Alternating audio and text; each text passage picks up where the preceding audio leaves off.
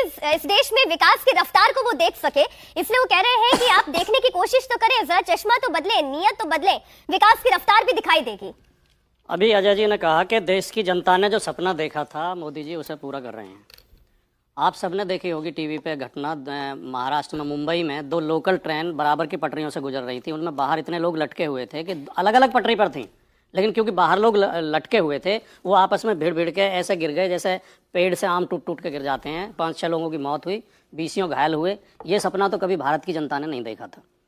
उत्तर प्रदेश में एक घटना हुई थी 2020 में, एक बदमाश ने पुलिस के ऊपर गोली चलाई थी जिसमें 8 पुलिसकर्मी शहीद हुए थे, बिकरूक हत्याकांड के नाम से जिसे जानते हैं, कानपुर में। और कई लोग, पुलिस वालों को गोली लगी थी। 5 साल उनका इलाज अस्पतालों में हुआ। 5 साल बाद उत्तर प्रदेश सरकार ने उन्हें नोटिस थमा दिए हैं कि वो 6.5 लाख रुपए वापस करिए जो आपके इलाज में हमने लगाया था। यानी अपराधियों की गोली से पुलिस वाले घायल होंगे तो उसका पैसा पुलिस वालों से ही वसूलेगी सरकार। ये सपना तो भारत देश ने नहीं देखा था, इसका सपना तो भारत की जनता ने नहीं देखा था।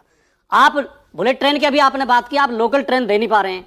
जो ट्रेन रेगुलर चल रही है वो टाइम पर चल नहीं रही, उनमें सुविधाएं नहीं है, उनमें सफाई नहीं है, उनमें गंदे कंबल देते हैं।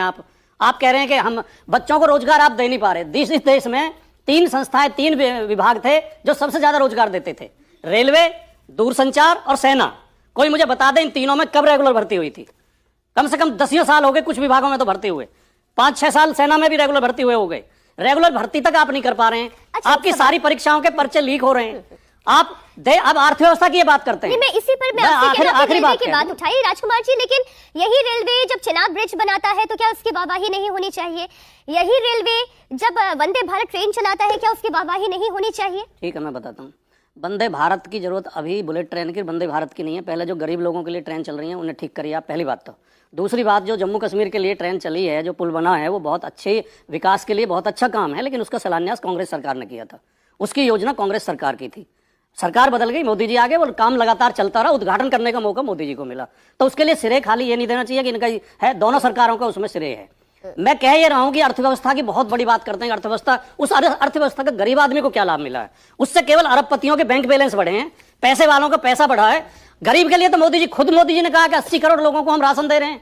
जिस देश में, इस देश के लोगों ने यह सपना तो नहीं देखा था कि 80 करोड़ लोगों को 5 किलो राशन के लिए लाइन में लगना पड़ेगा।